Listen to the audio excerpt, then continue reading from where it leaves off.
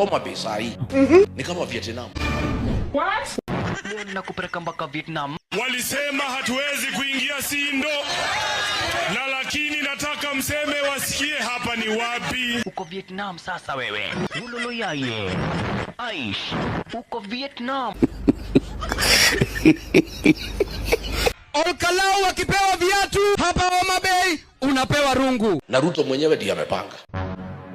Saa ile Wakikuyu wamekataa kupika Wakikuyu wenzao.